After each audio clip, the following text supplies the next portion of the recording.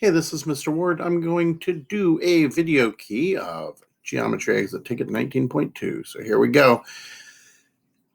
You're going to need, so these are things you want to check out before you dive into 4A and 4B, and I think you might need it for 4A and 4B. You'll need that for 4A and 4B. So, 5B. I'll have to correct that. At any rate, so you're going to need Theorem 23. If a point is on the perpendicular bisector of a segment, then it is equidistant from the endpoints of that segment. So, if I've got a perpendicular bisector here, okay, and it bisects this, so that's bisected, and that means that's a right angle. If I have a point anywhere on this forever, doesn't matter where it is on here, if I make a point on there, and plop a point here, this point is going to be equidistant to these endpoints. So with this point, and this point, and this point, that was badly drawn there, but that should have gone like that. At any rate, so all of these points on here are going to be equidistant to the endpoints. They're not going to be the same equidistances. This is shorter, that's longer. This point, if this angle bisector is longer, this perpendicular bisector, I mean, is longer. This point here is also equidistant, just equidistant with longer distances. Okay, so every single point on this perpendicular bisector is equidistant to the endpoints of the segment that has been perpendicularly bisected. And we'll need some more information.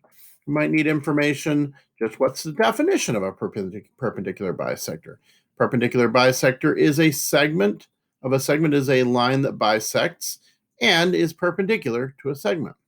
So Theorem 22, I seem to have these out of order, but I'll rearrange that, so if 2 points are each equidistant from the endpoints of a segment, then the 2 points determine the perpendicular bisector.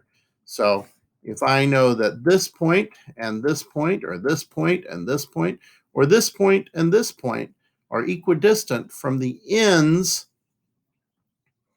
of a segment, then these 2 points, or these 2 points, or these 2 points, any 2 points that are along this line that, and you don't have to have drawn a line, they could just be 2 points. So any 2 points that happen to be equidistant, so let's see, here's the endpoints of a segment, like this, okay, and we grab some point here, and maybe some point here, and maybe some point here, and maybe some point here, and we'll pick this point too. If this point is equidistant from those endpoints, and this point is also equidistant, these two distances happen to be the same, then these 2 points and any other pair of points that are equidistant from these ends of the segment, they determine a perpendicular bisector. So I'll draw that perpendicular bisector, and every single one of those points, if I draw this right, will be on it.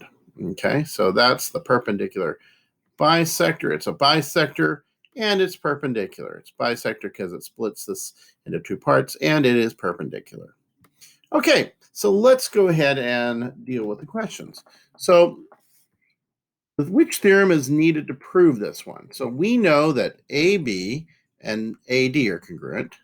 We know that BC and CD are congruent. So what that tells us is that C is equidistant to B and D, and A is equidistant to B and D. So do we need the equidistance theorem or the perpendicular bisector theorem? So let's go back and take a look. So if 2 points are equidistant from the endpoints of a segment, then they determine a perpendicular bisector. That seems like it fits. The other one says if the point is on the perpendicular bisector of a segment, then it is equidistant from the endpoints of that segment. So you might be able to use either one, but I think so. AC, we're trying to prove AC is the bisector of BD. So I think that we have A and C, which are equidistant from the endpoints of BD, and we're looking for something that determines AC. A and C will determine the perpendicular bisector, and I think that's theorem 22. You could make a case for it being theorem 23. I believe you could prove it that way as well, but it would be probably a longer proof. Now, 4B, which is not 5B, 4B, what would be good reasons for statements 3 and 4? Be clear which is which. Please hint, each of them are above this question. That's a hint that you're dealing with theorems 22 and 23. So we know AB and AD are congruent. We know BC and CD are congruent. And so the next thing is AC is the perpendicular bisector of BD. Well, we have 2 points here which are equidistant from the endpoints of BD. And that sounds to me like theorem 22. If 2 points are equidistant from the endpoints of a segment, then the 2 points determine the perpendicular bisector of that segment. And they're equidistant because AB and BD are AB and AD are congruent. So A is equidistant from B and D, and C is equidistant from B and D as well, because BC and CD are congruent. Okay, so I think that for 3 we want equidistance. Theorem number 22. Okay, if 2 points are equidistant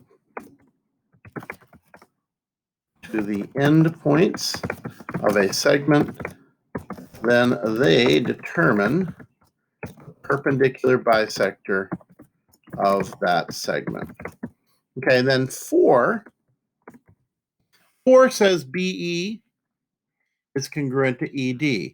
Now, what that is saying is that, so E is on AC, the line AC. So, and AC is the perpendicular bisector. So E is on the perpendicular bisector. And so that's going to actually demonstrate that E is equidistant to B and D, to the endpoints of that segment. So let's go back and take a look. It's probably not theorem 22, it's probably theorem 23. If a point is on the perpendicular bisector, and E is definitely on that perpendicular bisector, then it is equidistant from the endpoints of that segment. Okay, so I'm going to say that 4 is the perpendicular. This is just what I'm calling them. This is not necessarily the formal name of the theorem, but theorem 23. And what's more important is that you know what it says. If a point is on the perpendicular bisector of a segment, then it is equidistant to the endpoints of that segment, the one that is bisected perpendicularly. And E is on it, and since it's equidistant to B and D, that demonstrates that BE and DE are congruent. And I hope that helps.